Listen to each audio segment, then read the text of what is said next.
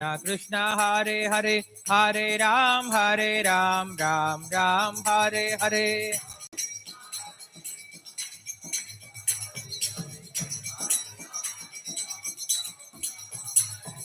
Hare Krishna Krishna Krishna Hare Hare Hare Ram Ram Ram Hare Hare.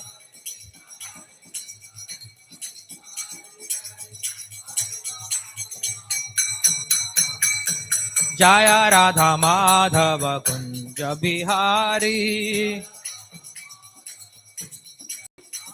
Gopi Jana Vallabha Girivaradhari Yashoda Nandana Vraja Jana Ranjana Yamuna Tira Vanachari Yamuna Tira Vanachari.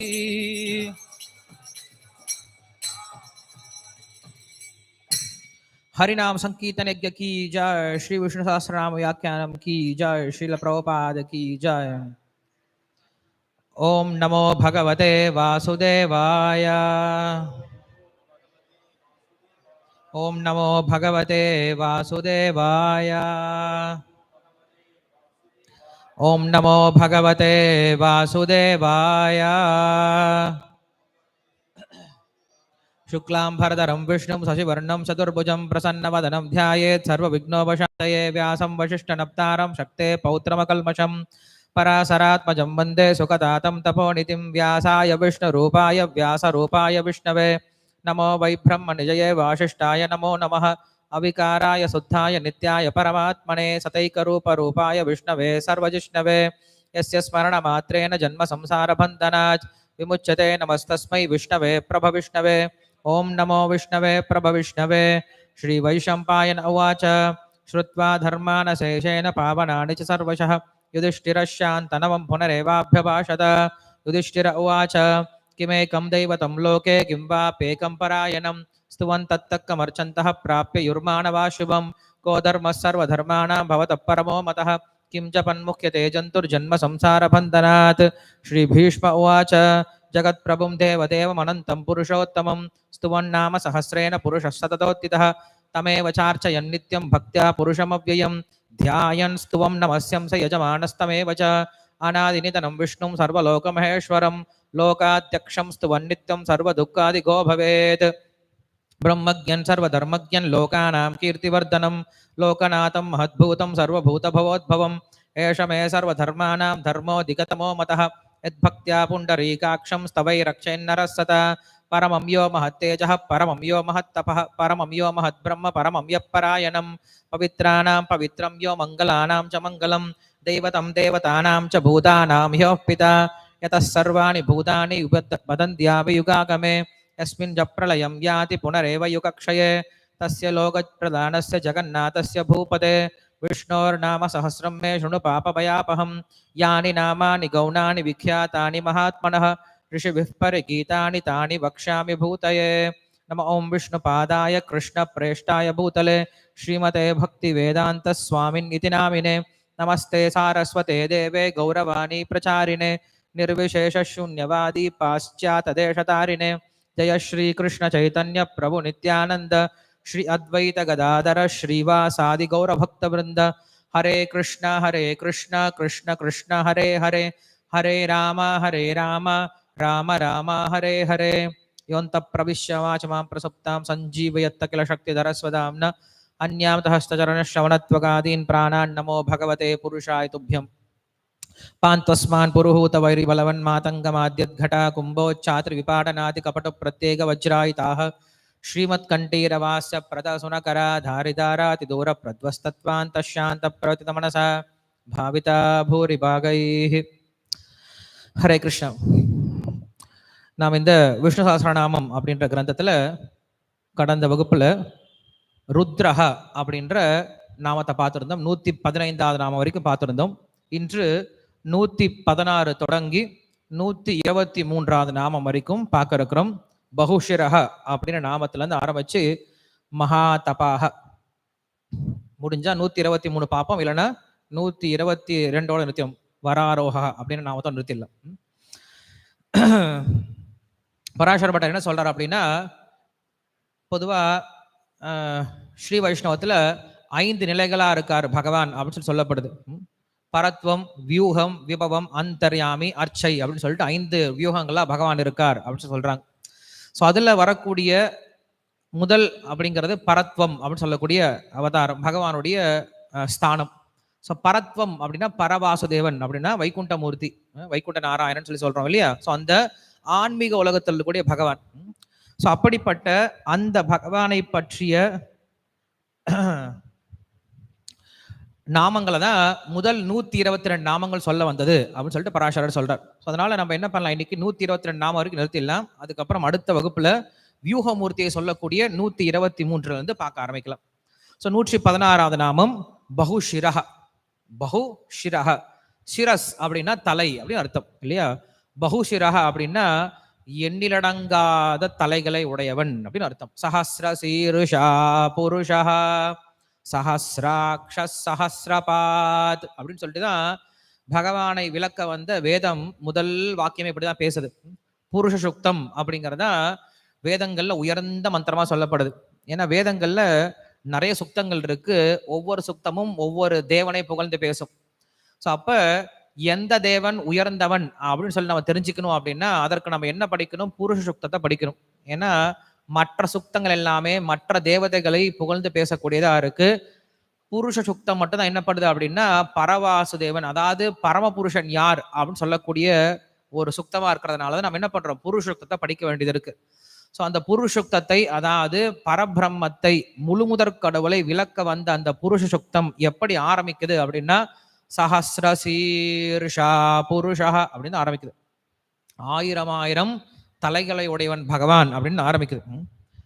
சர்வ ஆச்சரியமயம் தேவம் அனந்தம் விஸ்வதோ முகம் அப்படின்னு சொல்லிட்டு கிருஷ்ணரும் பகவத்கீதையில சொல்றார் இல்லையா. சர்வத பாணி பாதம் தது சர்வதோய சிரோன்முகம், பகவத்கீதையில இத்தியாதி ஸ்லோகங்கள்லாம் பார்க்க முடியுது. ஸோ அப்ப பகவானுக்கு அநேகமான தலைகள் இருக்கு அப்படின்னா என்ன அர்த்தம் அப்படின்னா உண்மையில நம்முடைய தலைகள் எல்லாமே பகவானிடமிருந்து எடுத்து வைக்கப்பட்டதுதான். நம்முடைய கண் பகவான்ல இருந்து ஒரு பகுதி, நம்முடைய மூக்கு அப்படிங்கிறது பகவானுடைய பகுதியிலிருந்து எடுக்க வைக்கப்பட்டது. நமக்கு கொடுக்கப்பட்ட காது பகவானுடைய காதுல இருந்து எடுக்க வைக்கப்பட்டது. விராட் புருஷன் கிட்ட இருந்து தோன்றப்பட்டது. விராட் புருஷன் அப்படின்றவர் வந்து ஸ்டோர் ஹவுஸ் மாதிரி, அவர்கிட்ட இருந்து என்ன பண்றாங்க, எடுத்து எடுத்து எடுத்து எடுத்து எல்லா உயிர்வாழையும் கொடுக்கப்படுது. ஸோ அப்ப நமக்கு கிட்ட இருக்கக்கூடிய கண்கள் பகவானுடையது அப்படின்ற போது என்ன பண்ணும், இந்த கண்ணை பகவானுக்காக உபயோகப்படுத்தணும். நம்முடைய காதுகள் பகவானுடையதுன்னு சொல்லி சொல்லும் போது பகவானுக்காக உபயோகப்படுத்தணும். நம்முடைய வாய் பகவானுடையதுன்னு சொல்லி சொல்லும் போது அதை பகவானுக்காக உபயோகப்படுத்தணும். இதுதான் வந்து இதனுடைய அர்த்தம். இதை புரியாம நிறைய பேர் கிண்டல் பண்ணிடுவாங்க, பகவானுக்கு எப்படி 1000 தலைகள் இருக்கும் அப்படின்னு சொல்லிட்டு. பகவானுக்கு 1000 தலைகள் கிடையாது. இந்த உலகத்தில் நாம் பார்க்கக்கூடிய தலைகள் எல்லாமே அவருக்கு சொந்தமானது தான். நம்ம என்ன பண்றோம், கடன் வாங்கி வச்சுக்கிட்டு இருக்கோம். கடன் வாங்கி அவர் தலையை வாங்கி வச்சுக்கிட்டு அவரை மறந்துட்டு அவருக்கு சேவை செய்யறத மட்டும் மறந்துட்டு என்ன பண்றோம், மற்ற எல்லா வேலைகளும் பண்ணிட்டு இருக்கோம். ஸோ அதனால இங்க நம்மளுக்கு ஞாபகப்படுத்துறதுக்காக என்ன பண்றாரு, பகுஷிரஹ அப்படின்னு சொல்லி சொல்றாரு. இந்த உலகத்துல என்னெல்லாம் தலைகள் இருக்கோ, எத்தனை தலைகள் இருக்கோ, எல்லா தலைகள்ல எங்கெல்லாம் கிரகங்கள் சூட்டப்பட்டிருக்கோ, எந்த தலைகள்லாம் வந்து உயர்ந்ததா நம்ம கருதுறோமோ அந்த தலைகள் எல்லாமே பகவானுக்கு சொந்தமானது அப்படின்னு புரிஞ்சுக்கணும். பகுஷிரஹ. இன்னொரு அர்த்தம் சொல்றாரு, பகவான் அனந்த சேஷனா இருந்து என்ன பண்றாரு, இந்த உலகத்தை தாங்குறாரு இல்லையா, அதனால அவனுக்கு பேர் பகுஷிரஹ. அனந்த சேஷனுக்கு எண்ணிலடங்கா தலைகள் இருக்கு. ஏன்னா இந்த உலகம் அப்படிங்கிறது, பிரபஞ்சம் அப்படிங்கிறது எண்ணிலடங்காம இருக்கு. இப்படி எண்ணிலடங்காத பிரபஞ்சங்களை தன்னுடைய தலையில தரிக்கிறதுனால அவனுக்கு பேரு பகுஷிரஹ அப்படின்னு பேர் கொடுத்திருக்கார். 117வது நாமம் பப்ருஹு அப்படின்னு பேர் கொடுக்கிறார். பப்ருஹு அப்படின்ற பேர் என்ன கொடுக்குது அப்படின்னா பரணத்தை குறிக்கக்கூடியது. பகவான் தாங்குறார் அப்படின்னு சொல்லிட்டோம். பகவான் எங்க தாங்குறார், தன்னுடைய தலையில வச்சு தாங்குறார் இல்லையா, அதனால தாங்குபவன் அப்படின்ற பேரை கொடுக்கிறார். பப்ருஹு அப்படின்னா தாங்குபவன், இல்லைன்னா பாதுகாப்பவன் அப்படின்ற அர்த்தத்தை கொடுக்கிறார். ஸோ பகவானுக்கு 3 முக்கியமான குணங்கள் சொல்லப்படுது. புருஷோத்தமன் அப்படின்னு சொல்லி சொல்றோம் இல்லையா பகவானை. ஸோ புருஷோத்தமனுக்கு 3 முக்கியமான குணங்கள் சொல்லப்படுது. வியாபனாத்து, பரணாத்து, சுவாமியாத்து, புருஷோத்தமஹ அப்படின்னு சொல்றாங்க. பகவான் வியாபிக்கிறான், பகவான் தாங்குகிறான், பகவான் எல்லாவற்றிற்கும் சொந்தக்காரனா இருக்கான். அதனால அவனுக்கு பேரு புருஷோத்தமன் அப்படின்னு அர்த்தம் கொடுக்குறான். இந்த உலகத்துல இது ரொம்ப 3 பேர் ரொம்ப முக்கியம். பகவான் என்ன பண்றாரு, இந்த உலகத்தை எல்லா இடத்துலையும் வியாபிச்சு இருக்கார். மயா ததமிதம் சர்வம் ஜெகத் அவ்யக்த மூர்த்தின அப்படின்னு சொல்லி சொல்றார். உலகம் முழுவதும் நான் பறந்து விரிஞ்சு இருக்கேன்னு சொல்லி சொல்றார் இல்லையா, வியாபிக்கிறது. அதுக்கப்புறம் பரணாத்து தாங்குகிறேன் அப்படின்னு சொல்லி சொல்றார். அதுக்கப்புறம் சுவாமியாத்து அதை கட்டுப்படுத்துறேன் அப்படின்னு சொல்லி சொல்றார். ஏன்னா எந்த ஒரு விஷயத்தை நீங்கள் முழுவதுமாக பறந்து தாங்க முடியுமோ அதை மட்டும்தான் நீ கட்டுப்படுத்த முடியும். அப்படின்னு என்ன அர்த்தம், உள்ளும் புறமும் என்ன இருக்கார், பகவான் நிறைஞ்சிருக்கார். அந்தர் பகிஷ்ட தத் சர்வம் வியாபிய நாராயணஸ்திதா அப்படின்னு சொல்லி சொல்றோம் இல்லையா. சோ பகவான் என்ன பண்றாரு, உள்ளும் புறமும் இருந்தால் மட்டும்தான் என்ன பண்ண முடியும், அந்த இடத்தை கட்டுப்படுத்த முடியும் அப்படின்னு அர்த்தம். ஒரு விஷயத்தை நம்ம உள்ள பூந்திருக்கலாம், உள்ள பூந்த விஷயம் வெளியே தாங்காது, வெளியில் இருக்கக்கூடிய விஷயம் உள்ள போக முடியாது. இப்ப என் கை இருக்கு, என் கை இந்த போனை தாங்க முடியும் இல்லையா, என் கை இந்த போனுக்குள்ளார போக முடியாது இல்லையா. உள்ளார பூந்து என்னால இந்த போனை தாங்க முடிய போறது கிடையாது இல்லையா, வெளியில இருந்தா தாங்க முடியும். ஒரு பொருள் உள்ள போயிடுச்சு அப்படின்னா அது எப்படி வெளியே தாங்கிட்டு இருக்கும் இல்லையா. சோ அப்ப பகவான் ரெண்டுமே பண்றாரு, உள்ளயும் நுழைஞ்சிருக்காரு, வெளியிலையும் தாங்கிட்டு இருக்காரு. எப்படி இது சாத்தியமாகும், இதை புரிஞ்சுக்க முடியாதா அப்படின்னு கேட்டேன்னா ஒரு உதாரணத்தால புரிஞ்சுக்க முடியும். எப்படி இந்த ஆத்மா எப்படி இந்த உடல் முழுவதும் பரவி இருந்தாலும் உடலை தாங்குகிறதோ, உண்மையில் நம்ம நினைச்சிட்டு இருக்கோம் இந்த உடல் தான் இந்த ஆத்மாவை தாங்கி கொண்டிருக்கிறது அப்படின்னு நினைச்சிட்டு இருக்கோம். பட் உண்மையில இந்த ஆத்மா உடலை தான் தாங்கிட்டு இருக்கே தவிர உடல் ஆத்மாவை தாங்குவது கிடையாது. உடல் தான் வெளியே இருக்கு, ஆத்மா உள்ள இருக்கு. சோ உள்ள இருக்கக்கூடிய பொருள் என்ன பண்ணும், உள்ள இருக்கக்கூடிய பொருளை வெளியில் இருக்கக்கூடிய பொருள் தான் தாங்க முடியும் இல்லையா. எந்த பொருள் வெளியில் இருக்கோ அதுதான் உள்ள இருக்கக்கூடிய பொருளை தாங்கும். ஒரு கண்ணாடி ஒரு பாத்திரம் இருக்கு, பாத்திரத்துக்குள்ள நம்ம நெய் ஊற்றி வைக்கிறோம்.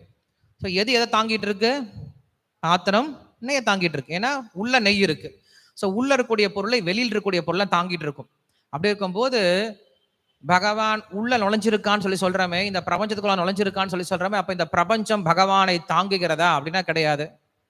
பகவான் உள்ள நுழைஞ்சாலும் அவர் தான் இந்த உலகத்தை தாங்கிட்டு இருக்கார். அது எப்படி சாத்தியமாகும் அப்படின்னா இந்த உடம்பை போலதான். இந்த உடல் இருக்கு, உடல் தான் ஒரு பாத்திரம், இந்த உடலுக்குள்ள இருக்கக்கூடிய ஆத்மா தான் நெய்யை போன்றது. சோ இந்த ஆத்மாவை இந்த உடல் தாங்குவதை போல தோன்றினாலும் உண்மையில இந்த உடல் இந்த ஆத்மாவை தாங்குவது கிடையாது. இந்த ஆத்மா தான் என்ன பண்ணிட்டு இருக்கு, உடம்ப தாங்கிட்டு இருக்கு. அது எப்ப தெரியும், ஆத்மா வெளியில போச்சுன்னா தெரியும். ஆத்மா வெளியில போயிடுச்சு அப்படின்னா அந்த உடம்ப 4 பேர் தாங்கணும் இல்லையா. ஸோ 4 பேர் தாங்கக்கூடிய விஷயத்த என்ன பண்ணிட்டு இருக்கு, ஆத்மா ஒன்னா இருந்து தாங்கிட்டு இருந்து. அதனால உள்ளார நுழைஞ்சு தாங்கிட்டு இருக்கு இல்லையா.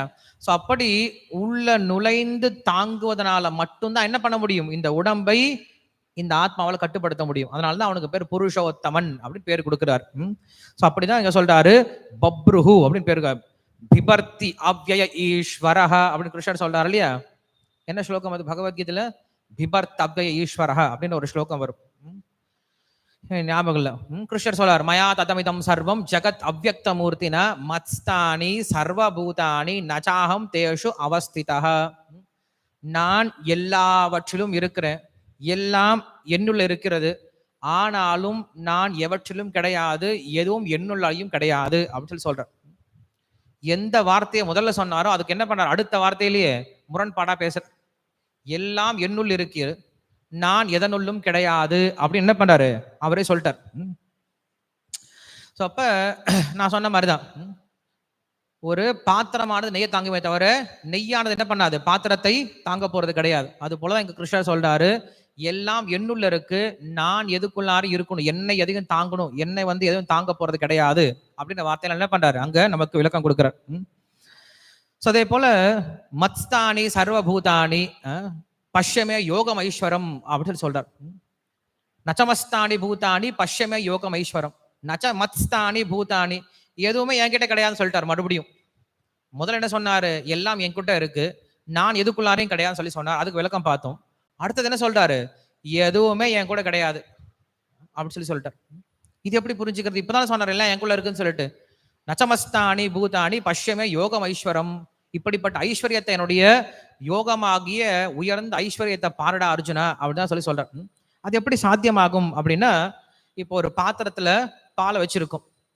ஸோ பாலானது பாத்திரத்தோட சேர்ந்து இருக்கு. பாத்திரத்தோட ரொம்ப ஒட்டி இருக்கு. என்ன பண்ணலாம்? ஒரு சமயத்துல பாத்திரத்துல இருந்து பாலை பிரிச்சிட முடியும்.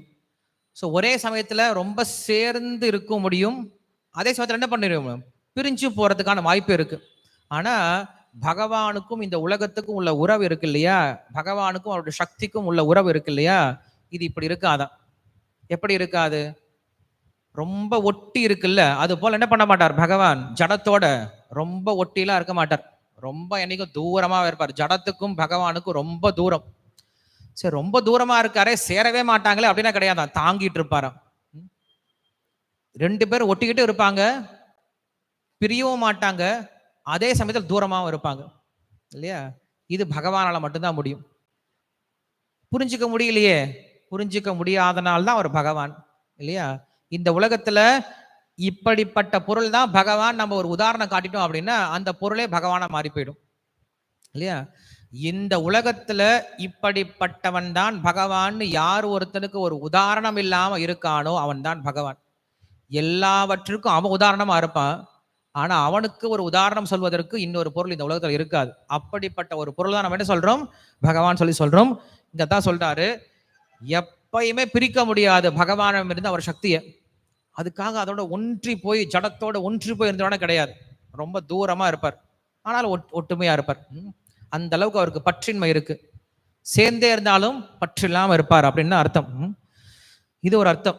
இன்னொரு அர்த்தம் என்ன சொல்றாரு அப்படின்னா, பகவான் நமக்கு கண்ணுக்கு தெரியாத மாதிரியே நம்ம எல்லாத்தையும் பாதுகாக்கிறாரு. ஏன்னா சொல்றோம் இல்லையா, நச்சமஸ்தானி பூதானி பஷ்யமே யோகம் ஐஸ்வரம். பகவான் தான் எல்லாத்தையும் பாதுகாக்கிறேன்னு சொல்லி சொல்றேன் இல்லப்பா, நான் எங்க பகவானை பார்க்கவே முடியலையே. அதனால அப்படின்னு கேட்டேன்னா, நம்முடைய கண்ணுக்கு தெரியாதவாறே நம்மை பாதுகாக்கிறதுனால்தான் இங்க பப்ருஹு அப்படின்ற பேரை கொடுக்குறாரு. நான் பாதுகாக்கிறேன், பிரிஞ்சும் இருக்க மாட்டேன், அதே சமயத்துல சேர்ந்தும் இருக்க மாட்டேன், எல்லாமே எனக்குள்ள இருக்கு, நான் எதுக்குள்ளாரும் இருக்க மாட்டேன், ஆனாலும் நான் தான் எல்லாமே. ஏன்? நான் தான் பப்ருஹு இல்லையா. இதை புரிஞ்சுக்க முடியலையே, உன்னால புரிஞ்சுக்க முடியாது, புரிஞ்சுக்க முயற்சியும் பண்ணாது. என்ன பண்ண அப்ப இதை கேட்டுட்டு கையெடுத்து கும்பிடு போதும் இல்லையா. பகவானே உனக்கு இப்படிப்பட்ட குணங்கள் இருக்கான்னு கையெடுத்து கும்பிட்டா போதுமே தவிர நான் புரிஞ்சுக்க முயற்சி பண்றேன் அப்படின்னு நினைக்காத. எல்லாத்தையும் நம்மளால புரிஞ்சுக்க முடியாது, எல்லாத்தையும் நாம் புரிஞ்சுக்க வேண்டிய அவசியமும் கிடையாது இல்லையா. ஸோ ஒரு சில குணங்கள் நாம் அனுபவிப்பதற்காக இருக்கு, ஒரு சில குணங்கள் நாம் கையெடுத்து கும்புறதுக்காக இருக்கே தவிர நம்மளால புரிஞ்சுக்க முடியாது அப்படின்னு அர்த்தம். ஸோ அப்படி பகவான் இந்த பிரபஞ்சத்தை எல்லாத்தையும் தாங்கிட்டு இருக்காரு. எப்படி தாங்குறார் அப்படின்னு சொல்லிட்டு நம்மளுக்கு பிரம்ம சமயத்தை சொல்லுது. இவ்வளவு பெரிய பிரபஞ்சம் இருக்கு இல்லையா, இது எல்லாத்தையும் பகவான் தன்னுடைய தோல்ல இருக்கக்கூடிய வியர்வை ஞானத்துல தாங்குறாரு. வியர்வை ஞானம் இருக்கு இல்லையா, ஒரு சின்ன ஓட்டை இருக்குல்ல, அந்த சின்ன ஓட்டையில் இருந்துதான் என்ன ஆகுது, பிரபஞ்சம் எல்லாம் வெளியில வருது. ஒரு பகவானுடைய வியர்வை ஞானத்துல இவ்வளவு பெரிய பிரபஞ்சம். பிரபஞ்சம்னா நம்ம உலகம் நினைச்சுக்காதீங்க. இந்த உலகம் அப்படிங்கிறது ஒரு சின்ன கிரகங்கள், நவகிரகத்தை கொண்டது. இது போல நிறைய நவகிரகங்கள் இருக்கு, இதெல்லாம் சேர்ந்தது ஒரு அண்டம். இந்த மாதிரி பல அண்டங்கள் இருக்கு, அதெல்லாம் சேர்ந்ததுதான் பிரபஞ்சம் அப்படின்னு சொல்றோம். பிரபஞ்சம் அப்படின்னா ஒரு பெரிய கடலை போன்றது, அதுல ஒரு சின்ன துளி தான் நம்முடைய இந்த பூமி அப்படிங்கிறது. ஒரு கடலானது எப்படி பகவானுடைய ஒரு சின்ன இந்த மயிர் கூச்சரைக்குள்ள இந்த ஒரு சின்ன ஓட்டையில போய் தங்கினா எப்படி இருக்குமோ அந்த மாதிரிதான் இருப்பாரா பகவான். அவ்வளவு பெரிய ரூபமா பகவானுக்கு. அப்ப யோசிச்சு பார்த்தா தெரியும் அவள் எவ்வளவு பெரிய நபரா இருப்பான்னு சொல்லிட்டு. ஆனா ஆச்சரியம் என்ன அப்படின்னா, அவ்வளவு பெரிய நபர் தான் ரொம்ப எளிமையா இருக்கார் நம்ம கூட. அது அவருடைய குணம். பப்ருஹு அப்படின்னு பேரு கொடுக்கிறார். 118வது நாமம் விஸ்வயோனிஹி அப்படின்னு சொல்லி சொல்றார்.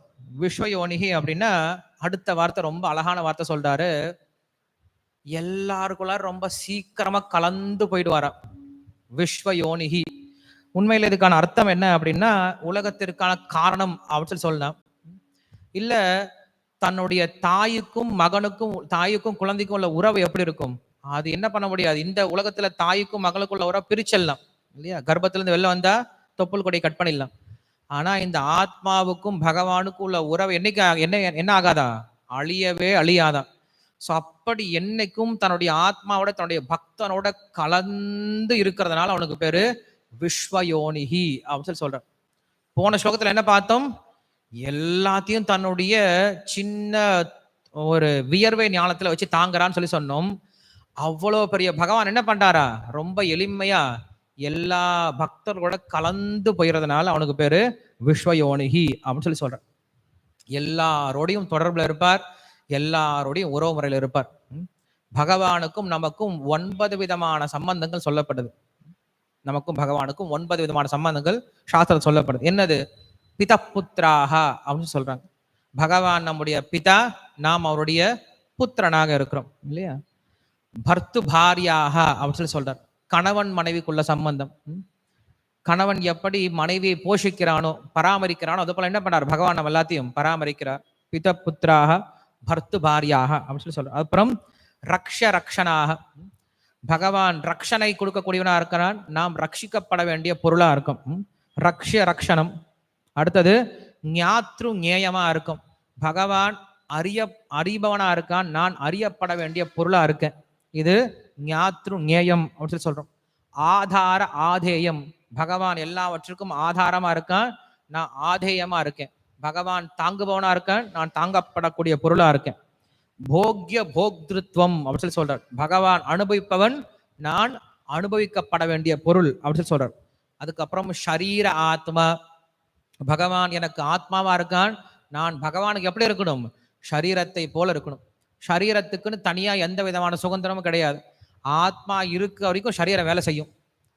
ஆத்மா எப்படி விரும்புதோ அதுக்கு தகுந்த மாதிரி சரீரம் வேலை செய்யணும். ஆனா ஆத்மா வெளில தெரியாது, சரீரம் மட்டும்தான் வெளில தெரியும். அது போலதான் பகவானும். பகவான் உள்ள இருக்கார், நமக்கு வெளில தெரியாது.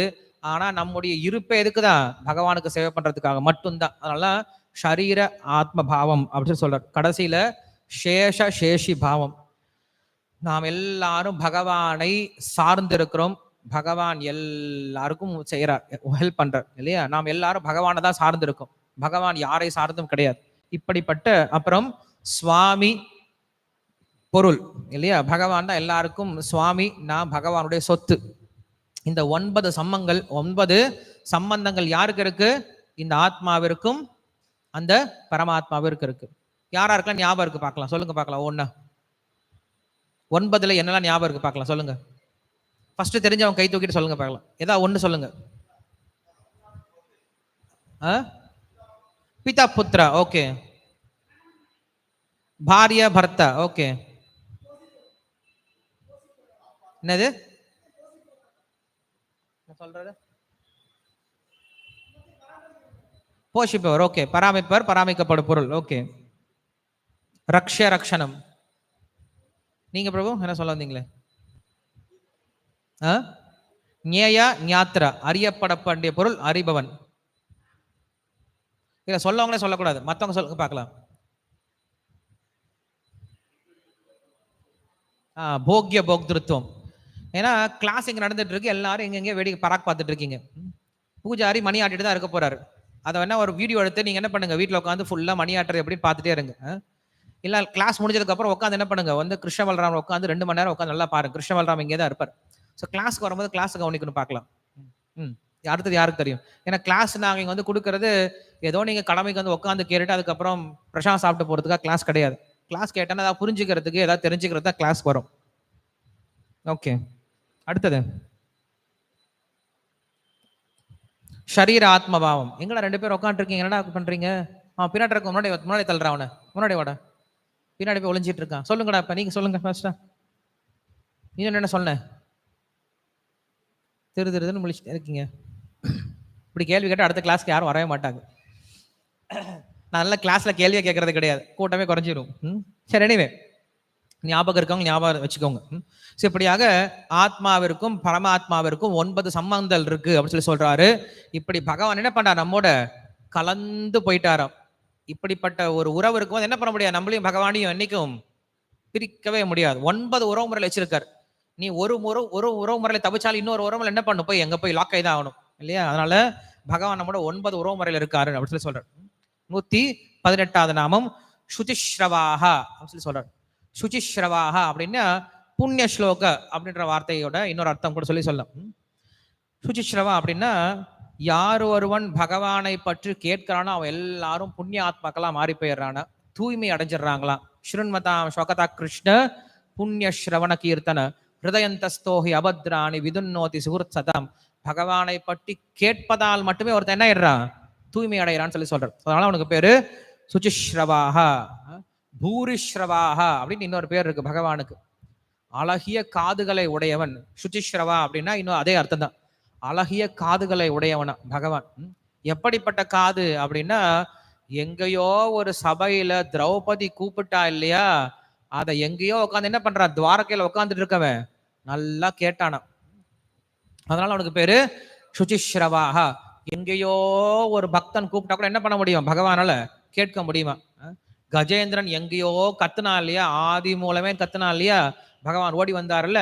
அப்படி எங்க பக்தன் கூப்பிட்டாலும் அதை என்ன பண்ணுவார் பகவான், உன்னிப்பா கேட்கறதுனால அவனுக்கு பேரு சுச்சிஸ்ரவாக அப்படின்னு அர்த்தம். நல் வார்த்தைகளை கேட்பவன் அப்படின்னு அர்த்தம் கொடுக்கிறார். அதே போல யார் ஒருவனுடைய நாமத்தை சொல்வது ரொம்ப மங்களகரமானதோ அப்படிப்பட்ட நாமத்துடையவன் சுச்சிஸ்ரவாக அப்படின்னு சொல்றாரு. இதற்கு பராசர பட்டர் என்ன பண்றாரு அப்படின்னா, மகாபாரத்துல இருந்து ஒரு ஸ்லோகத்தை உதாரணம் எடுத்து காட்டுறாரு. சுச்சீனி ஸ்ராவயாமி ஸ்ருணாமி இஹ தனஞ்சய நச்ச பாபாணி கிருணாமி ததோகம் வை சுச்சிஸ்ரவாக. ஹே தனஞ்சய, ஹே அர்ஜுன, நான் எப்படிப்பட்ட வார்த்தைகளை கேட்பேன் தெரியுமா? புண்ணியமான வார்த்தைகளை மட்டும்தான் கேட்பேன். பாபமான வார்த்தைகள் என்ன பண்ண மாட்டேன், என்னைக்குமே கேட்கவே மாட்டேன் அப்படின்னு சொல்றேன். புண்ணியமான வார்த்தைகள்லாம் என்னது? பக்தி நிறைந்த வார்த்தைகள் இருக்கு இல்லையா, பக்தருடைய வார்த்தை இருக்குல்ல, அதுதான் புண்ணியமான வார்த்தைகள். அப்படி பக்தருடைய வார்த்தையை நான் கேட்பேனே தவிர, அபக்தருடைய வார்த்தை அவங்க எவனதான் அழுது புலம்புனாலும் என்ன பண்ண மாட்டேன், அதை நான் காது கொடுத்து கேட்கவே மாட்டேன்னு சொல்லிட்டார். எவ்வளோ பெரிய காது இருந்தும் பிரயோஜனம் கிடையாது. யானை காது மாதிரிதான். யானைக்கு பெருசா காது இருக்கும். நம்ம நினைச்சிட்டு இருப்போம் பெரிய காது தான் நல்லா கேட்கும்னு நினைச்சிட்டு இருப்போம். யானை காதே கேட்காது. அது காதுல போய் பெருசா சங்கு மூணு ஊதுனா கூட அது திரும்பி பார்க்கவே பார்க்காது.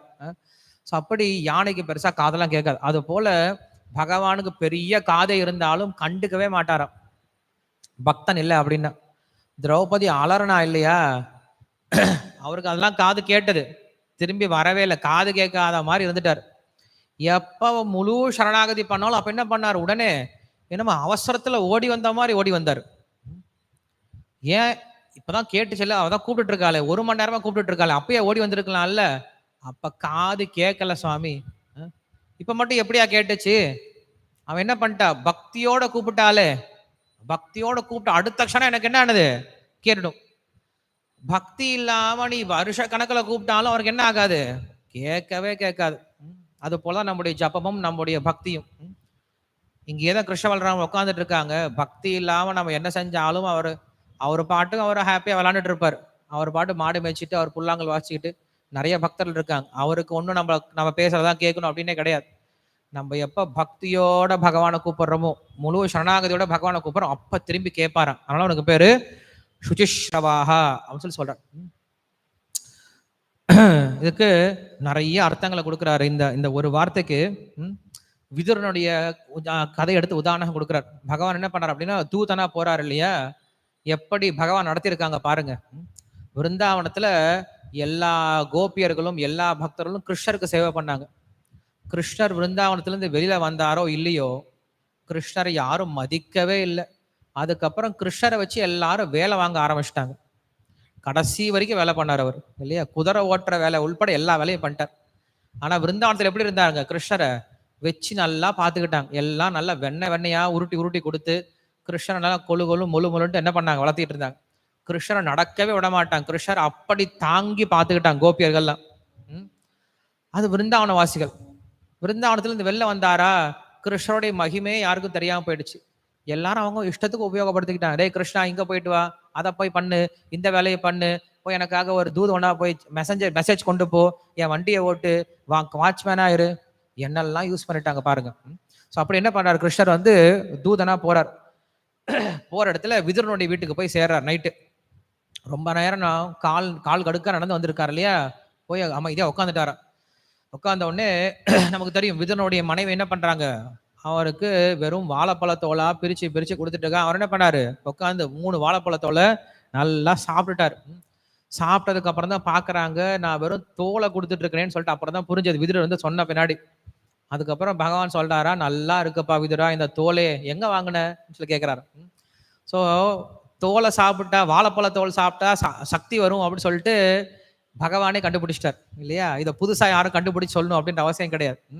ஸோ அதனால யாரோ ஒருத்தர் சொன்னான்னு சொல்லிட்டு நம்ம வாழைப்பழ தோல் சாப்பிட தேவையில்லை. பகவான் சாப்பிட்டா நம்ம நினைச்சு சாப்பிட்டோம்னா அதுக்கு அந்த தோல் கூட சக்தி இருக்கு.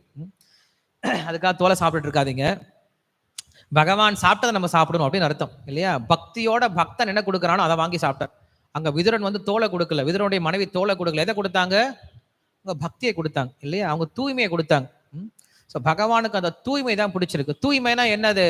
நல்லா வாஷ் பண்ணிட்டு, ஒரு 10 முறை வாஷ் பண்ணிட்டு, கொரோனா டைம்ல நம்ம சொல்லி கொடுத்தாங்கல்ல, நல்லா காய்கறிலாம் வாஷ் பண்ணணும். எப்படி வாஷ் பண்ணணும்? சுடு தண்ணியில் நல்லா வந்து என்ன சொல்றது, மஞ்சத்தூள்லாம் போட்டு விட்டு அதில் வேப்பலையெல்லாம் போட்டுட்டு நல்லா பியூராக க்ளீன் பண்ணி கொடுங்க. அது தூய்மை கிடையாதான். தூய்மை அப்படின்னா எந்தவித எதிர்பார்ப்பும் இல்லாமல் அப்படின்னு அர்த்தம். அப்ப பகவானுக்கு கொடுக்கும்போது என்ன பண்ணா? எந்தவித எதிர்பார்ப்பையும் கலக்கலையா. பகவானுக்கு நான் இதை கொடுக்குறேன், எனக்கு பகவானை திருப்பி கொடுப்பார் அப்படின்ற எந்த எதிர்பார்ப்பும் இல்லையா? எந்தவித எதிர்பார்ப்பும் இல்லாம பகவானை திருப்திப்படுத்தணும்னு சொல்லி தூய்மையா கொடுத்தா இல்லையா? அந்த தூய்மை தான் என்ன பண்ணுது? பகவானுக்கு பிடிச்சிருக்கான். சாப்பிட ஆரம்பிச்சிட்ட பின்னாடி அதுக்கப்புறம் என்ன பண்ணார்? பகவான் வந்து நைட் அப்படியே கொஞ்சம் சாஞ்சிட்டார், விதுரனுடைய மடியிலே சாஞ்சிட்டார். சாஞ்சதுக்கு அப்புறம் பகவான் என்ன பண்றாரு? விதுரன் கிட்ட கேள்வி எல்லாம் கேட்கிறார். மகாபாரதத்துல பாத்தீங்கன்னா தெரியும். விதுரருக்கு வந்து பக்தி எப்படி இருக்குன்னு சொல்றது. வீட்டுக்கு வந்திருக்காரு, தன்னுடைய மடியில பகவான் படுத்துட்டு இருக்காரு. எந்த பகவான் அனந்த சேஷனுடைய மடியில படுத்துட்டு இருக்காரு, அந்த பகவான் என்ன பண்றாரு? இப்ப தன்னுடைய மடியில படுத்துட்டு இருக்கான்னு சொல்லும் போது அவருடைய ஆனந்தத்திற்கு அளவே கிடையாது. அவர் வாயில வார்த்தையே வரல, தத்த தத்த தத்த தத்தான்னு சொல்லி சொல்றார். அப்படி சொன்னாலும் அந்த விதுரன் கிட்ட நிறைய கேள்வி எல்லாம் கேட்கிறான பகவான். அதுக்கு விதுரன் உட்காந்து நிறைய பதில் சொல்றாராம். நைட்டு ஃபுல்லா பேசிக்கிறாங்களாம். என்ன பேசிக்கிட்டாங்கன்னு தெரியலையா? நைட்டு ஃபுல்லா பேசிக்கிட்டாங்களாம். காலையில கிருஷ்ணர் சொன்னாரா, விதுரா நீ நைட்டு ஃபுல்லா சொன்ன இல்ல, அந்த வார்த்தைகள் எனக்கு எப்படி இருந்தது? கேட்கறதுக்கே ரொம்ப அமிர்தம் போல இருந்ததுப்பான்னு சொல்லி சொன்னாராம். தத்வாத் விசர்கோ ஜனதாத விப்ளமோ எஸ்மின் பிரதிஸ்லோகம் அபத்தவத்யபி நாமானி அனந்தஸ்ய அபவத்தியானி ஸ்ருண்வந்தி காயந்தி கிருணந்தி சாதவா சொல்லிட்டு வியாசர் சொல்றார். எந்த ஒரு வார்த்தையானது உயர்ந்த வார்த்தைகளா கூட இருக்கலாம், அந்த வார்த்தை பகவானுடைய சம்பந்தம் இல்லை அப்படின்னா அதுல பக்தர்கள் வந்து கேட்கவே மாட்டாங்களா, அந்த வார்த்தைகள் பிரயோஜனமே கிடையாது. அதே ஒரு சின்ன குழந்தை தன்னுடைய தவளக்கூடிய வார்த்தையில தப்பு தப்பா பகவானை புகழ்ந்து பேசினா கூட அதை என்ன பண்ணுவாங்களா பக்தர்கள்? ஸ்ருண்வந்தி காயந்தி கிருணந்தி சாதவகான்னு சொல்லி சொல்றார். அதை உன்னிப்பா கேட்பாங்களாம். ஸ்ருண்வந்தி காயந்தி அது திருப்பி சொல்லுவாங்களாம். அப்புறம் ஸ்ருண்வந்தி காயந்தி கிருணந்தி அதை மனசை வச்சு பூட்டிப்பாங்களாம். பிரகலாதனை போல சின்ன பையன்தான், 5 வயசு பையன்தான். அந்த பையன் சொன்ன வார்த்தை என்ன பண்ணிட்டாங்க? எல்லா ஆச்சாரங்களும் எடுத்து மனசுல வச்சுக்கிட்டாங்க. பக்தி அப்படின்னா அதுக்கு விளக்கம் கொடுங்க அப்படின்னு சொன்னா என்ன பண்றாங்க? உடனே அந்த பிரகலாதனுடைய வார்த்தையை தான் எடுத்து சொல்றாங்க. என்ன சொல்றாங்க? ஸ்ரவணம் கீர்த்தனம் விஷ்ணோஹோ ஸ்மரணம் பாதசேவனம் அர்ச்சனம் வந்தனம் தாஸ்யம் சக்கியம் ஆத்ம நிவேதனம் அப்படின்னு சொல்லிட்டு பக்திக்கு வியாக்கியானத்தை இன்னும் அங்கதான் அங்க எடுத்து சொல்றாங்க. எந்த உபனிஷத்தையும் எடுத்து பேசல, எந்த விதமான பெரிய பெரிய சாஸ்திரங்கள் எடுத்து பேசல, அந்த சின்ன பையனுடைய வார்த்தை எடுத்து பேசுறாங்க. ஸோ அப்படி எந்த வார்த்தைகள் வந்து பகவானுக்கு ரொம்ப சந்தோஷத்தை கொடுக்கும் அப்படின்னா எந்த வார்த்தைகள் பக்தனுடைய வாயில தப்பு தப்பா வந்தாலும் பரவாயில்ல, அந்த வார்த்தைகள் பகவானுக்கு சந்தோஷத்தை கொடுக்குமா. நம்ம மந்திரங்களை வந்து ரொம்ப ஸ்பஷ்டமா சொல்லணும் அப்படின்னு அவசியம் கூட கிடையாது. தப்பு தப்பா ஒரு சின்ன குழந்தை சொன்னா கூட பரவாயில்ல, பகவான் எடுத்துப்பாரு. அதுக்காக தப்பு தப்பாவே சொல்லக்கூடாது. அதுவும் இருக்கு. நிறைய பக்தர்கள் சொல்லுவாங்க, பகவான் வந்து பாவகிரகி பிரபு, அவன் நம்ம பாவத்தை தான் பார்ப்பாரு. உங்ககிட்ட என்ன பாவம் இருக்கு? உங்ககிட்ட பாவம் தான் இருக்கு, பாவம்லாம் கிடையாது இல்லையா?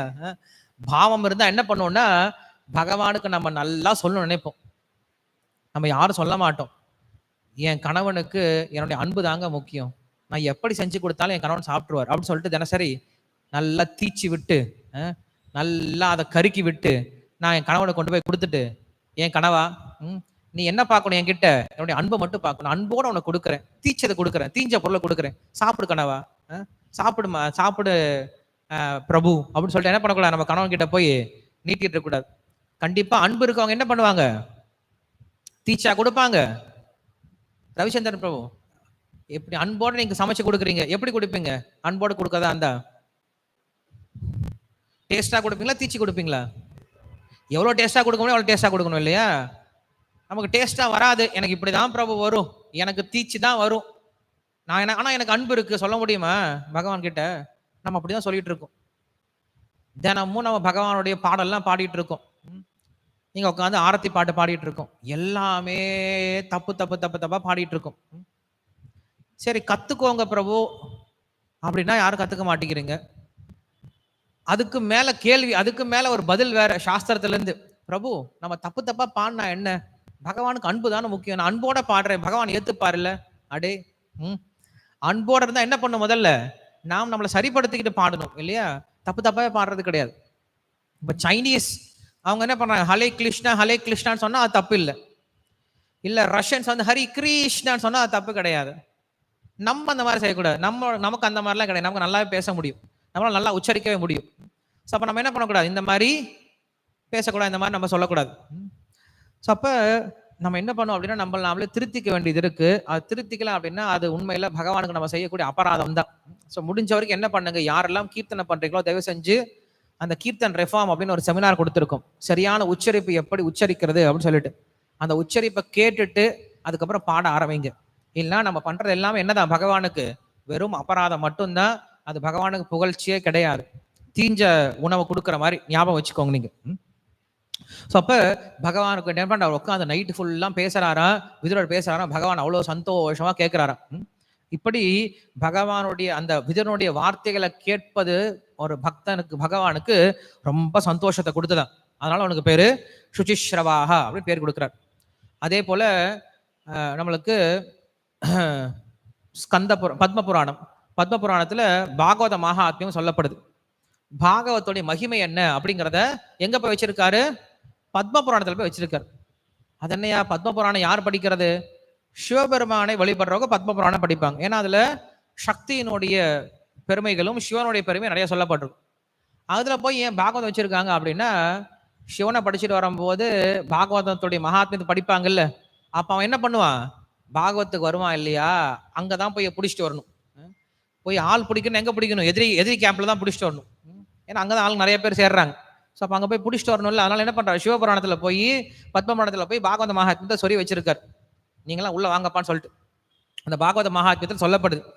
எப்படி வந்து துந்துகாரி அப்படின்றவனுக்கு இந்த ஸ்ரீமத் பாகவத்தை சொல்லப்பட்டது அப்படின்னு சொல்லிட்டு ஒரு கதை வரும் பொழுது அதுல ஒரு சரித்திரம் வரும். நாரதர் என்ன பண்ணுவார் அப்படின்னா, பக்தி தேவிக்கு என்ன பண்ணுவார், கதையை சொல்லிட்டு இருப்பார். ஸ்ரீமத் பாகவத்தை சொல்றதுக்கு அவர் ஆக்சுவலா நாரதர் வந்து ஒரு இடத்துக்கு போயிட்டு இருப்பார், யமுனை நதிக்கரைக்கு போயிட்டு இருப்பார். போயிட்டு இருக்கும்போது அங்க ஒரு இளம் பெண் உட்காந்து அழுதுட்டு இருப்பா, 2 குழந்தைகளை மடியில போட்டு அழுதுட்டு இருப்பா. குழந்தைங்க பாக்குறதுக்கு சின்ன குழந்தைங்க தான், ஆனா வயசானவங்கள மாதிரி இருப்பாங்க. 2 பேரும் அழுதுட்டு இருப்பா. நாரதர் போய் கேட்கிறாரு, ஏமா என்ன அழுதுட்டு இருக்க, நீ யாரு, என்ன விஷயம், இந்த குழந்தைங்க யாரு அப்படின்னு சொல்லி கேட்பார். அப்போ சொல்லுவா, நான் தான் பக்தி, நான் தென்னிந்தியாவில் பிறந்து மகாராஷ்டிரத்துல வளர்ச்சி பெற்றேன். அங்கிருந்து வங்காளம், ஒரிசா இந்த இடத்துலலாம் வந்து நல்ல புஷ்டியா இருந்தேன். அதற்கப்புறம் என்ன ஆனது, குஜராத்துக்கு வந்ததுக்கு அப்புறம் என்னுடைய பக்தி, நான் என்னுடைய உடல் கொஞ்சம் கொஞ்சமா தேய ஆரம்பிச்சது, வயசாக ஆரம்பிச்சது. மறுபடியும் என்ன பண்ணேன், விருந்தாவனத்துக்கு வந்ததுக்கு அப்புறம் நான் மறுபடியும் இளமை அடைஞ்சிட்டேன். நான் மட்டும் தான் இளமை அடைஞ்சிருக்கேன், என்னுடைய குழந்தைங்க 2 பேரும் என்ன ஆயிட்டாங்க, அவங்களுக்கு இன்னும் இளமை திரும்பவே இல்லை, அவங்க இன்னும் வயசானவங்களா இருக்காங்க. அந்த குழந்தைங்க யாரு, ஞானமும் வைராக்கியமும். ஸோ பக்தியோட இது 2 இன்னைக்கு சேர்ந்தே இருக்கும். என்னது, ஞானம் வைராக்கியம். அதனால நம்மளுக்கு ஸ்ரீமத் பாகவதர் சொல்லப்படுது, யார் ஒருவன் பக்தி பண்றானோ ஜனயதி ஆசு வைராக்கியம் ஞானம் சே தஹைதுகம் வாசுதேவே பகவதி பக்தி யோக பிரயோஜித. ஜனயதி ஆசு வைராக்கியம் ஞானம் சே தஹைதுகம். யார் ஒருவன் வாசுதேவனுக்கு பக்தி பண்றானோ, வாசுதேவே பகவதி பக்தி யோக பிரயோஜித. ஜனயதி அங்கே தோன்றுகிறது, பக்தி செய்யும் போது தோன்றுது. என்ன தோன்றுது, ஆசு, ரொம்ப சீக்கிரமா தோன்றுதுன்னு சொல்றாரு. இவன் பக்தி பண்ணதுக்கு அப்புறம் 10 வருஷத்துக்கு அப்புறம் தோன்றுனா அதுக்கு பேர் பக்தி கிடையாது. எப்ப பக்தி பண்றானோ அந்த க்ஷணம் தோன்றுது. எது தோன்றுது, ஜனயதி ஆசு வைராக்கியம் ஞானம் ஜெயத் அஹைதுகம். ஞானமும் வைராக்கியமும் தோன்றுது அப்படின்னு சொல்றார். ஞானம்னா என்னது, வைராக்கியம்னா என்னது, ஞானம் அப்படிங்கிறது வாசுதேவ சர்வமிதி, எல்லாம் பகவானுடையது அப்படின்னு புரிஞ்சுக்கிறது தான் உண்மையான ஞானம். கிருஷ்ணரே சொல்றார் இல்லையா, பகுநாம் ஜென்மநாமந்தே ஞானவான் மாம் பிரபத்தியதே வாசுதேவ சர்வமிதி சமஹாத்மா சுதுர்லப. எல்லாம் பகவானுக்கு சொந்தமானது அப்படின்னு புரிஞ்சுக்கிறது தான் உண்மையான ஞானம் இல்லையா. அப்ப வைராக்கியம்னா என்னது, எப்ப எல்லாமே பகவானுக்கு சொந்தமானதோ அப்ப எல்லாத்தையும் என்ன பண்ணும், பகவானுடைய சேவையில மட்டும்தான் உபயோகப்படுத்தணும். இதுதான் வைராக்கியம். வைராக்கியம்னா என்னது, இந்த பொருள் பகவானுக்கு சொந்தமானது, எனக்கு சொந்தம் இல்லை அப்படின்னு புரிஞ்சுக்கிட்டு அவருக்காக உபயோகப்படுத்துறது தான் வைராக்கியம். அவ்வளவுதான். இது ரொம்ப சிம்பிளான விஷயம் தான். இது ஒன்றும் பெரிய கஷ்டமான விஷயம் கிடையாது. இது எப்ப வரும்? பக்தி இருக்கும்போது வருமா? ஒருவனுக்கு பக்தி இருந்தா ரெண்டும் வந்தே தீரணும். இது ரெண்டும் வரலாம் அவனுக்கு அவன் செய்யறது பக்தியே கிடையாது. நம்மளுக்கு சைத்தன்ய மகாபுரு இப்படிப்பட்ட பக்தி தான் கொடுத்திருக்காரு இல்லையா? ஸோ அப்ப இந்த ரெண்டு விஷயமும் அங்க வயசானதா இருக்கு. அப்ப நாரதர் வந்து என்னென்னமோ சொல்லி பார்க்கிறார், உபனிஷத்துக்கெல்லாம் சொல்லி பார்க்கிறாரு. அதற்கு அந்த ரெண்டு ஞானம் வைராகத்துக்கும் என்ன ஆகல, இளமை திரும்பின மாதிரி தெரியல. அப்ப நாரதர் போயிட்டு கேட்கிறாரு, தன்னுடைய குரு கிட்ட போய் கேட்கிறாரு. யாரு? நாரதருடைய குரு யாரு? சனத்குமாரர்கள். சனத்குமார் கிட்ட போய் கேட்கிறாங்க, என்ன பண்றது, இவங்களுக்கு என்ன எல்லாம் சொல்லி கொடுக்கறது அடுத்தது? ஏன் நாரதா உனக்கு தெரியாதா? ஸ்ரீமத் பாகவத்தை சொல்லிக் கொடு சொல்லி சொல்றேன். ஸ்ரீமத் பாகவதம் அது என்னது? ஸ்ரீமத் பாகவதம் அப்படிங்கிறது எல்லா வேதங்களுடைய சாரம், உபனிஷத்துடைய சாரம் பார்த்தா சொல்லிக் கொடு. நான் தான் வேதமே சொல்லி கொடுத்துறேனே, வேதத்துடைய சாரத்தை நீங்க சொல்லிக் கொடுக்க சொல்றீங்க. நான் தான் வேதமே சொல்லி கொடுத்துறேனே, வேதம் சொல்லி கொடுத்தே ஒன்றும் வேலை ஆகல, வேதத்தோட சாரத்தை சொல்லி கொடுத்து என்ன என்ன சுவாமி ஆக போகுது, ரெண்டுக்கு என்ன வித்தியாசம் கேட்குற. ஏப்பா இது கூட எனக்கு வித்தியாசம் தெரியாதா? ஒரு மாமரம் இருக்கு, மாமரத்தினுடைய மூலம் மாமரத்தினுடைய வேர் என்ன இருக்கு? வேர் அப்படிங்கிறது கீழே இருக்கு இல்லையா?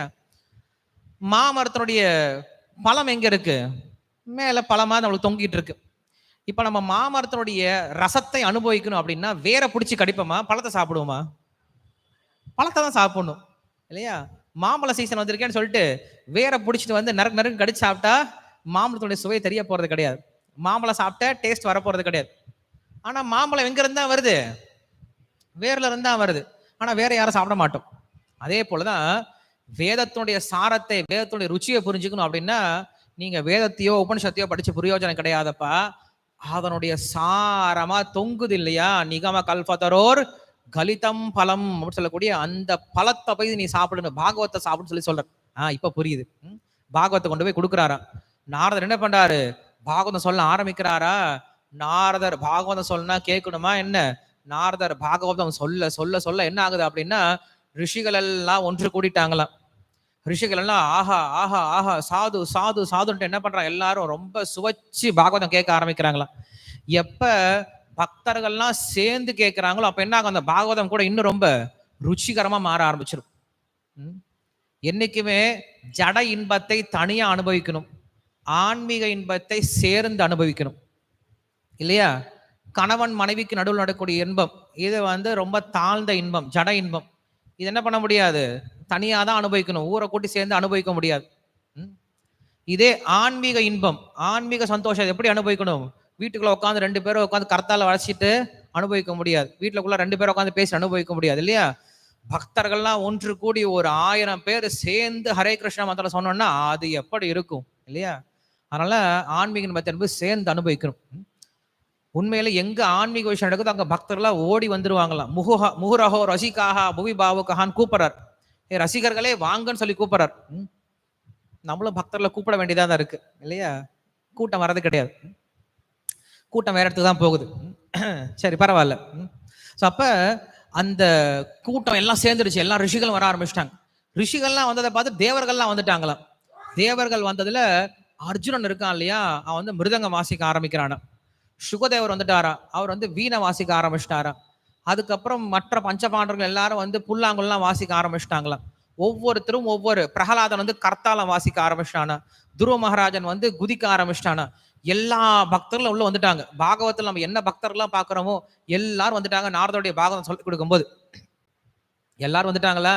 பகவான் பாக்குறாரு, என்னையா எல்லாரும் என் வீட்டை காலி பண்ணிட்டு போயிட்டு நான் மட்டும் இங்க இருந்து என்ன பண்ண போறேன், நானும் போறேன். அவர் இறங்கி வந்துட்டார். ஏன்னா பக்தர் எல்லாம் பகவான் உட்காந்து என்ன பண்ண போறாரு, அவர் கிளம்பி போயிடுவார். பக்தர் இல்லை அப்படின்னா பகவான் கிடுகிடுன்னு மேல இருந்து கீழே இறங்கி வந்துட்டாராம்.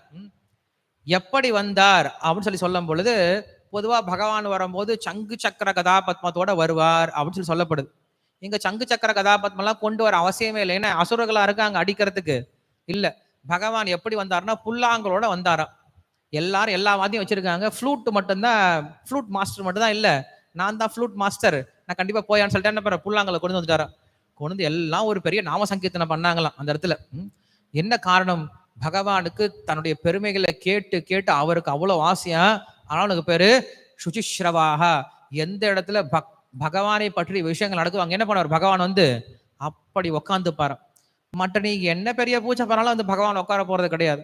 நீங்க தங்க தாம்பாலம் வைக்கலாம், தங்கத்திலேயே ஒரு மேடையை பண்ணலாம், தங்க விக்கிரகம் வைக்கலாம், பகவானுக்கு 108 1008 லட்சத்தெட்டு கும்பத்துல இந்த அபிஷேகம் பண்ணலாம். அவர் வரவே மாட்டார். அவர் என்னமோ பண்ணிக்கோங்க சொல்லிட்டு போயிடுவார். ஆனா எந்த இடத்துல பக்தர்கள் வந்து சேர்ந்து பகவானுடைய பெருமைகளை பேசுறாங்களோ அந்த இடத்துல என்ன பண்ணுவார் பகவான் வந்து வலுக்கட்டாயமா வந்து உட்காந்துப்பாரு. நம்மளுக்கு இந்த கதையும் தெரிஞ்சிருக்கும். 3 ஆழ்வார்கள், முதல்ல ஒரு ஆழ்வார் வந்தாரு. ஒரு திண்ணை இருந்தது. திண்ணையில என்ன பண்ண நீட்டி படுத்துக்கிட்டாரு. படுத்துட்டு பகவானுடைய கதையை பத்தி பேசிட்டு இருந்தாரு. திடீர்னு பார்த்தா 2வது ஒருத்தர் வந்து சேர்ந்தாரு. சரி அவருக்கு இடம் கொடுக்கணும்னு சொல்லிட்டு என்ன பண்ண 2 பேரும் உட்காந்துக்கிட்டாங்க. உட்காந்து பகவானை பத்தி பேசிட்டு இருக்காங்க. 3ஆவதா ஒருத்தர் வந்து சேர்ந்தாரு. 2 பேர் உட்கார முடியும், 3 பேர் நிக்க முடியும். 3 பேர் எந்திரிச்சு நின்றுக்கிட்டாங்க. நின்று பகவானுடைய பேரை சொல்லிட்டு இருக்காங்க. 4ஆவதா யாரோ ஒருத்தர் வந்து நெருக்கிற மாதிரி இருந்தது. என்னையா நம்ம 3 பேர் தான் நின்று இருக்கோம், 4வது ஒருத்தர் யாரையா உள்ள பூந்தது அப்படின்னு சொல்லிட்டு பகவான் வந்து நின்று இருக்காராம்.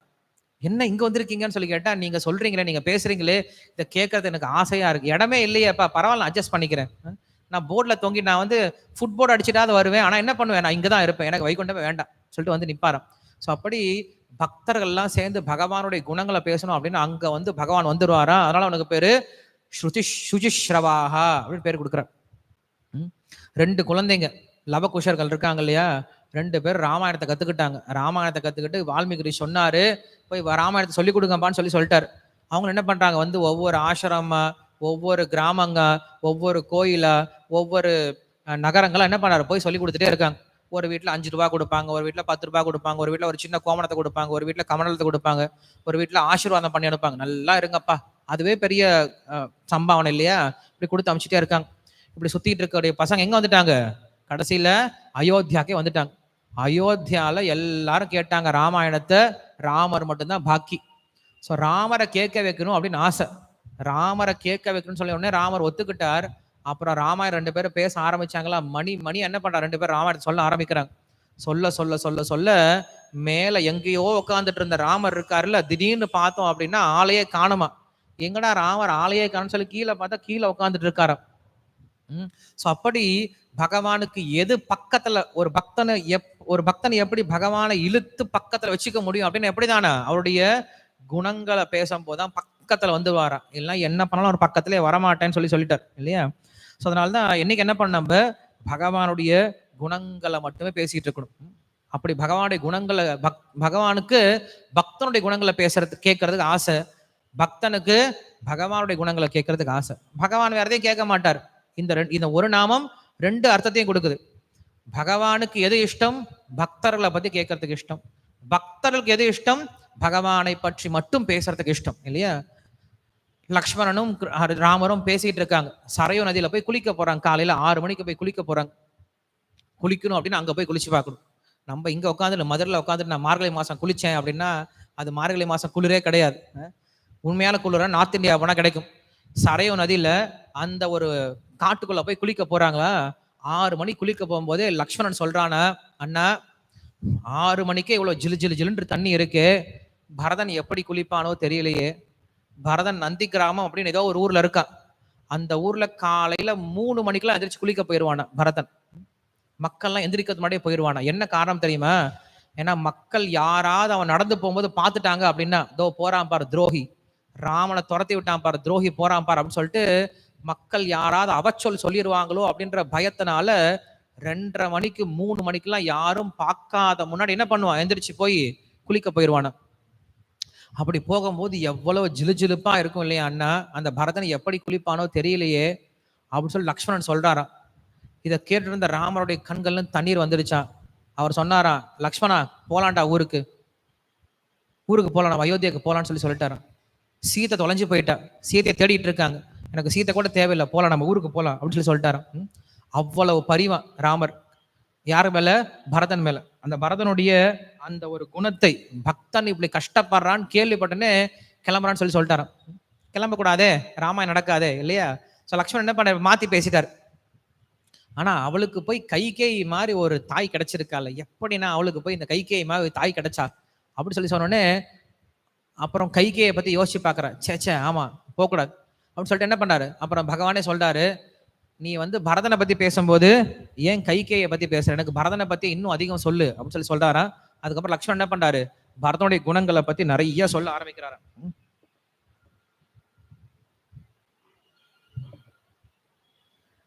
அப்படி ராமன் என்ன பண்றாரு அப்படின்னா, அந்த பரதனுடைய குணங்களை கேட்டு அனுபவிச்சுட்டு இருந்தாரா அந்த இடத்துல. ஸோ அப்படிப்பட்ட குணங்களை கொண்டவர் தான் பகவான் சொல்லி சொல்றோம். ஒரு முறை ஸ்ரீரங்கத்துல நம்பில்லை அப்படின்ற ஒரு ஆச்சாரம் என்ன பண்ணிட்டு இருக்காரு அப்படின்னா உபன்யாசம் கொடுத்துட்டு இருக்காரு. அவர் உபன்யாசம் கொடுத்தாரு அப்படின்னா எல்லாரும் போய் சேர்ந்துருவாங்களா, அப்படி உபன்யாசம் இருக்குமா. அப்படி உபன்யாசம் கொடுத்துட்டு இருக்கும்போது நம்பெருமாள் இருக்கார்ல, பகவான் இருக்கார் இல்லையா, அவர் எந்திரிச்சு வந்துட்டாராம். விக்கிரகம் பொதுவாக எந்திரிச்சு வரக்கூடாது, அது அந்த விக்கிரகத்தான ரூல்ஸை பிரேக் பண்ணிட்டு வர மாதிரி போயிடும். திடீர்னு பார்த்தா பெருமாள் எந்திரிச்சு வந்து நின்றுட்டு இருக்காரா பின்னாடி.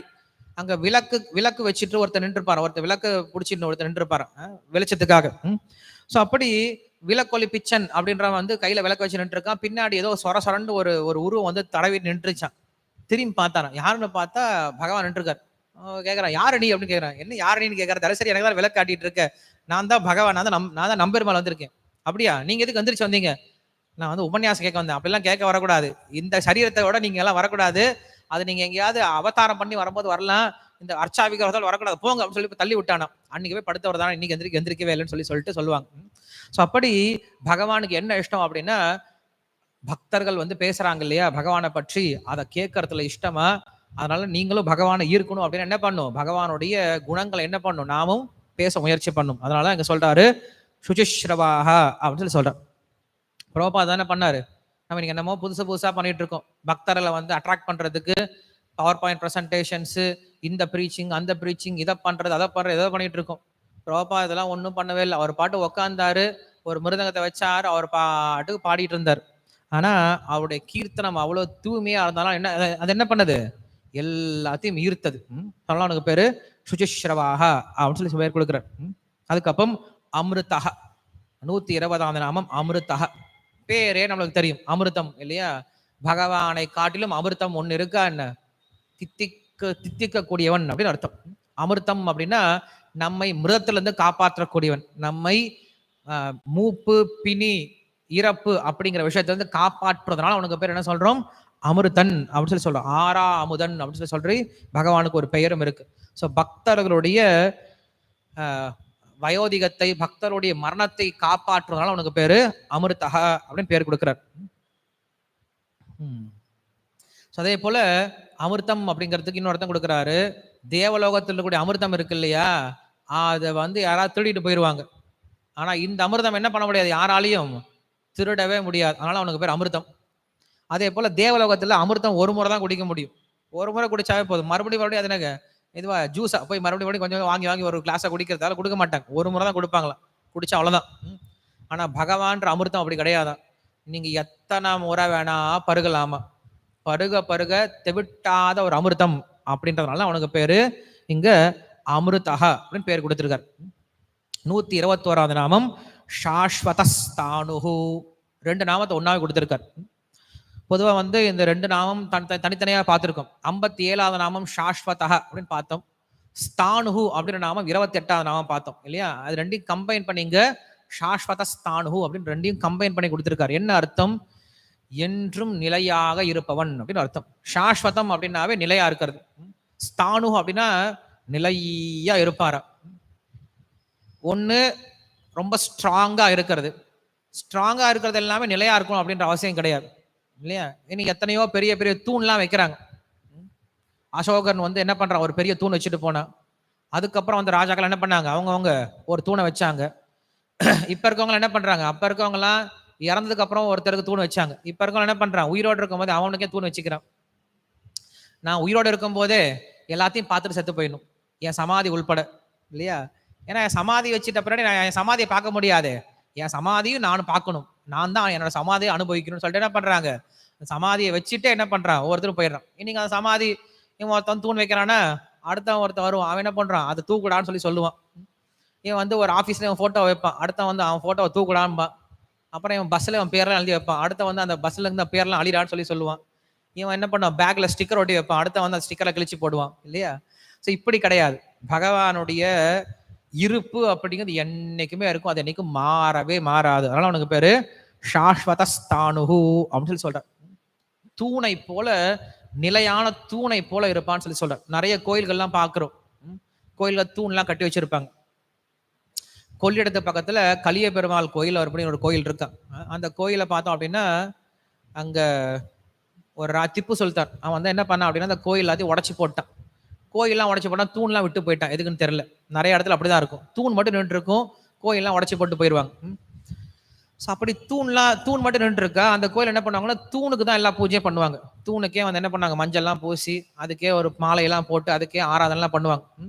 ஸோ அப்படி கோயிலை வேணா உடைக்கலாமே தவிர எதை உடைக்க முடியாது, பகவானை யாரும் உடைக்க முடியாது. ஏன், பகவான் எப்படி இருப்பாரு, அந்த தூணை போல இருப்பார் இல்லையா. அதனால அவனுக்கு பேரு சாஸ்வத ஸ்தானுஹு அப்படின்னு சொல்லி சொல்றாங்க. அதனால அதுக்கு பேரு கம்பம் சேர்வை அப்படின்னு சொல்லி சொல்றது உண்டு அந்த இடத்துல. ஸோ அந்த கம்பத்துக்கே பூஜை பண்ணல கம்பம் சேர்வைன்னு சொல்லி சொல்றது உண்டு. ஸோ அப்படி பகவானை யாரும் என்ன பண்ண முடியாது, அசைச்சிக்கவே முடியாது, எப்பயுமே அசையாம இருப்பாராம். அதனால அவனுக்கு பேரு சாஸ்வத ஸ்தானுஹு அப்படின்னு பேர் கொடுக்கிறார்.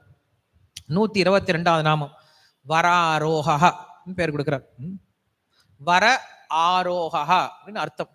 வர அப்படின்னா சிறந்த அப்படின்னு அர்த்தம். வரன் நம்ம சொல்றோம் இல்லையா, வரன் வரம் இதெல்லாம் சொல்றோம் இல்ல, அதனால அப்படின்னு என்ன அர்த்தம், பெஸ்ட் அப்படின்னு அர்த்தம். நமக்கு வரம் எப்படிப்பட்ட வரமா இருக்கணும், பெஸ்ட் வரமா இருக்கணும். வரக்கூடிய வரன் எப்படி இருக்கணும், பெஸ்டா இருக்கணும். நம்மளுக்கு வரமும் வர்றது கிடையாது, வரணும் வர்றது கிடையாது இல்லையா. ஏன், என்ன காரணம், நம்மளுக்கு எது பெஸ்ட்னே தெரியாதே. நமக்கு எப்ப பெஸ்டா ஒன்று கிடைக்கும், எது நமக்கு பெஸ்ட்னு தெரிஞ்சதோ அது நம்மளுக்கு பெஸ்ட் கிடைக்கும். நமக்கு என்ன பிரச்சனைன்னா இந்த உலகத்துல எது பெஸ்ட்னே தெரியாது, அதனால நம்மளுக்கு பெஸ்டான விஷயம் கிடைக்கிறது கிடையாது. இந்த உலகத்திலேயே பெஸ்டான விஷயம் ஒண்ணு இருக்குன்னா அது பகவான் மட்டும்தானே இல்லையா. அதனால அவனுக்கு பேரு வராரோக வரஹ அப்படின்னு கொடுக்கிறார். ஆரோகணம் அப்படின்னா ஏறுவது அப்படின்னு அர்த்தம். இந்த உலகத்தில் நீ ஏதாவது ஒண்ணு அடையணும்னு நினைச்ச அப்படின்னா ஏதாவது ஒண்ணு கிடையாது, இந்த உலகத்திலேயே பெஸ்டான ஒண்ணு அடையணும்னு நினைச்ச அப்படின்னா அது அவன் தான் இல்லையா. இல்ல இந்த உலகத்தில் நீ ஏதாவது ஒரு இடத்த போய் சேரணும்னு நினைச்சன்னா இருக்கிறதுலே ரொம்ப நல்ல உயர்ந்த சேருவதற்கான இடம் என்னதானா, அவனுடைய இடம் தானே வராரோகா அப்படின்னு சொல்றோம் இல்லையா. ஸோ அப்படி அந்த பகவானுடைய லோகத்தை சொல்லக்கூடியதா இருக்கு, இல்ல பரமபதம் அப்படின்னு சொல்லக்கூடிய இடமா இருக்கு. பரமபதநாதன் இல்ல பரமபதம், இந்த உலகத்திலேயே மிக உயர்ந்த ஒரு பதம் என்ன அப்படின்னா அவனுடைய பதம் தான். ஏன் அந்த உயர்ந்த பதம் சொல்லி சொல்றோம், எத்கத்வாரணி வர்த்தந்தே தத்தாம பரமம் மம. கிருஷ்ணர் சொல்றாரு இல்லையா, நச்ச புனராவர்த்ததேன்னு சாஸ்திரம் சொல்லுது.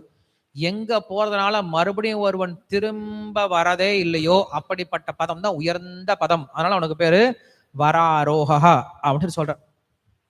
இன்னொருத்தத்தை கொடுக்குறாரு, பகவான் வந்து மேல ஏறி படுத்துட்டு இருப்பாராம். யாரு மேல, ஆதிசேஷனுடைய பரியங்கம் இல்லையா. ஆதிசேஷன்ற பெட் மேல தானே படுத்துட்டு இருப்பாரு. ஆதிசேஷன் ரொம்ப பெருசா இருப்பாராம், அவருக்கு மேல ஏறி படுத்துட்டு இருப்பாராம். ஸோ இருக்கலே பெரிய பெட் அவர்கிட்ட தான் இருக்கான். அப்படி ஒரு அர்த்தத்தை கொடுக்குறார். வராரோகா அப்படின்னா பெரிய பெட்ல படுத்துட்டு இருக்கார் அப்படின்னு அர்த்தம். நம்மெல்லாம் வந்து கிங் சைஸ் பெட்ல படுக்கலாம் இல்லையா, இல்ல வந்து இவ்வளவு பெரிய குஷன் பெட்ல படுக்கலாம். ஆனா இந்த மாதிரி ஒரு பெட்ல யாரும் படுக்க முடியாது. எப்படிப்பட்ட பெட்டு, பாம்புனால் ஆக்கப்பட்ட பெட்டு. அந்த பாம்பு சின்ன பாம்புலாம் கிடையாது, பெரிய பாம்பு. எப்படிப்பட்ட பாம்பு, உலகத்தையே தன்னுடைய தலையில ஒரு கடுகு சுமந்துட்டு இருக்க மாதிரி சுமந்துட்டு கூடிய ஆதிசேஷன் அப்படின்ற பரியங்கம். அவ்வளோ பெரிய பாம்பு மேல, அது எங்க படுத்துட்டு இருக்காரு, எங்கேயாவது பிளாட்டு போட்டு படுத்துட்டு இருக்காரா, கிடையாது, கடலுக்கு நடுவுல படுத்துட்டு இருக்காரு. இது இல்லவா தூங்குறது அப்படின்னா, இப்படி இல்லையா ஒருத்தன் தூங்கணும். இப்படிப்பட்ட நபர் எப்படி இருக்காருன்னா தூக்கத்துக்காகவே பிறந்த மாதிரி இருக்கு இல்லையா. ஏன்னா ஒருத்தனுக்கு வந்து பாம்பை பார்த்தாலே பயம், கடலை பார்த்தா இன்னும் பயம். ஆனா பகவான் எப்படி இருக்காரு, கடலுக்கு மத்தியில பாம்பனுடைய தலைக்கு கீழே ஃப்ரீயா தூங்கிட்டு இருக்காரு. அப்படின்னா அந்த ஆள் எவ்வளவு தைரியசாலியா இருக்கணும், எவ்வளவு நிஷ்கவலையோட இருக்கணும். என்ன அர்த்தம் இதுக்கு அப்படின்னா, பகவான் நம்மளை காட்டுறார், நாமும் இப்படிதான் தூங்கணும்னு சொல்லி காட்டுறார். என்னது, நாம எப்படி இப்படி தூங்கணும்.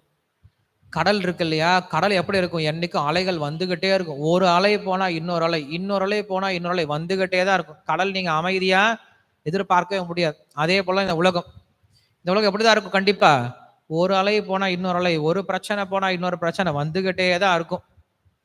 அதாவது பரவாயில்ல, தூங்குற இடம் இருக்கு இல்லையா, அது எப்படி பாம்பு, நம்மளை சுத்தி இருக்கவங்களாம் எப்படிதான் இருக்காங்க, அது போலதான் இருப்பாங்களா. எப்படா இவனை பிடிச்சி இறக்கலாம், எப்படா இவனை பிடிச்சி தள்ளலாம் இல்லையா? யாருமே நம்மளை தூக்கி விடுறவங்க ரொம்ப கம்மி, ஆனா தள்ளி விடுறவங்க நிறைய பேர் இருக்காங்க. அந்த பாம்புகளை போல இருக்கக்கூடியவங்களுடைய மத்தியில அலைகள் கொண்ட இந்த சமுத்திரத்துக்கு நடுவுல ஒருத்தன் எப்படி இருக்கணுமா? நிஷ்கவலையா இருக்கணுமா, எந்த டென்ஷன் இல்லாம பீஸ்ஃபுல்லா படுத்து தூங்கணுமா.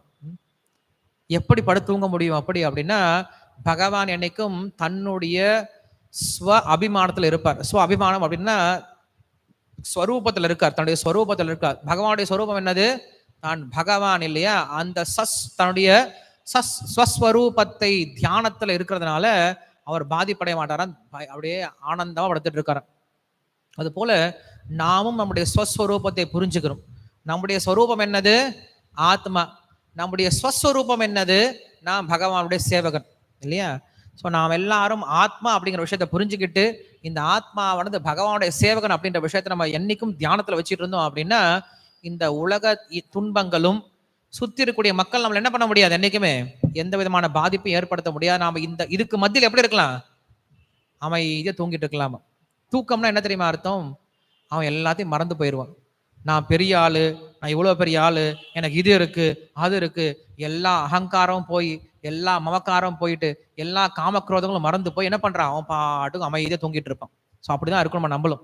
எல்லா விதமான தீய பழக்கங்களை விட்டு நான் பாட்டு அமைதியா நம்முடைய ஆத்ம தியானத்துல இருக்கோம் இல்லையா? அதான் இங்க சொல்றார். அப்படி இங்க வராரோகா அப்படின்னு பேர் கொடுக்கிறார்.